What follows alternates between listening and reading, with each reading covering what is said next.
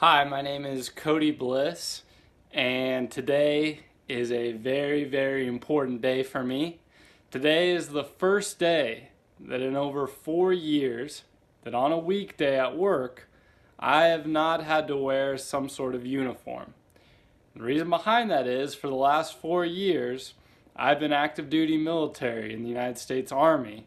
But today doesn't just symbolize me within my last few months almost getting out of the Army.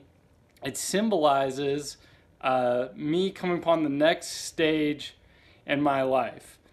And in order for me kind of just to show what exactly this means, I need to tell a little bit of a story.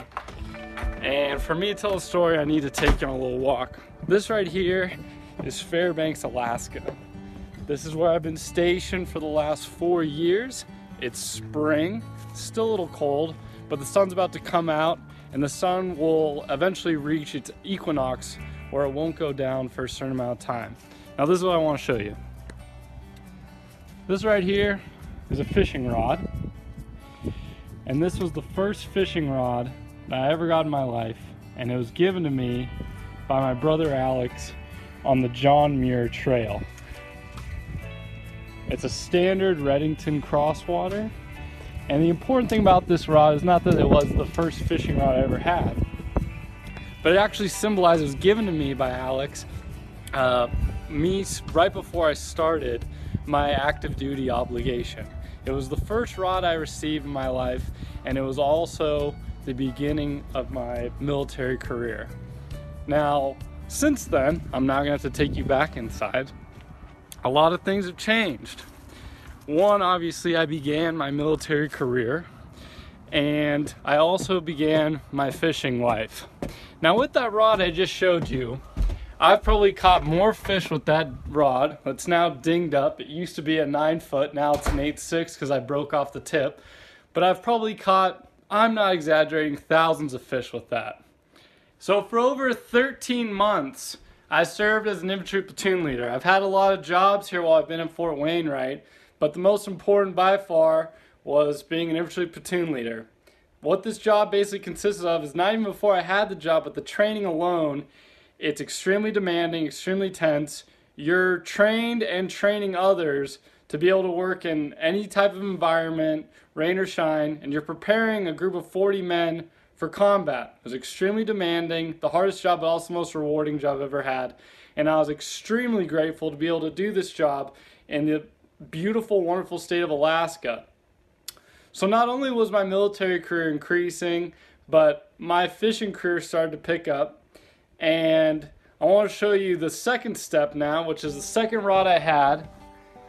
And this right here is the second rod that I had in my arsenal. I bought this.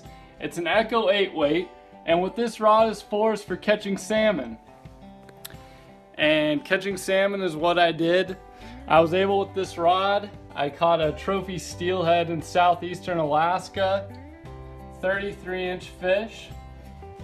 I also, with the help of that rod, I was able to pull off the Alaska Salmon Slam, which is catching all 5 species of salmon that come through Alaska: king, silver, coho, pink, and chum. Now this is where things start to get a little interesting. So midway through about my active duty obligation, I received a phone call from my brother Alex, and he left this sort of ominous voicemail. I was unable to pick up the phone because I was in the field at the time. And but when I picked up my phone, there was this strange voicemail from Alex saying, when you get this, I need to talk to you about something. It's really important. Something thinking about it. And he had a strange tone in his voice. And so I called him back. I was a little worried, to be honest. And when I called him back and we started talking, he had told me that he had this incredible goal to hike the entire Pacific Crest Trail, the legendary Pacific Crest Trail. I'd obviously heard about it. I'm a huge thrill seeker and adventure seeker. I'm not just a fisherman. I love everything that is outdoors, hunting, mountain climbing, everything. And I was so pumped for him. I was stoked. I was extremely supportive, but he ended it by saying, not only did he want to do it, he wanted me to come with him. It was a no-brainer, obviously. So since then, planning has been heavy. So we've been, for the last 2 years, planning out as many of the logistics of this trip as possible. I've collected maps, we've done sites, research. To this day, we're still talking, are we leaving in April or are we leaving in March? We even have a little counter that he sent me, tracking down the days from when we might start. We've gone over maps, everything. The only thing unfortunate about it was I still had a military obligation to give. That was the one little bugaboo, which leads me into the final phase of the story that I'm trying to tell you.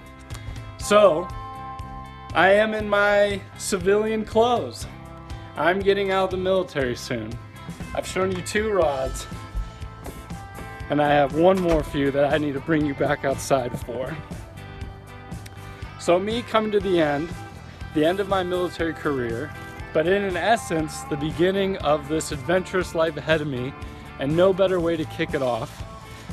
The rod that I have now, that I'll be using on the Pacific Crest Trail for through fishing the entire trail, is this. By far the best rod I've ever had. Carbon fiber 2-weight, a click paw reel.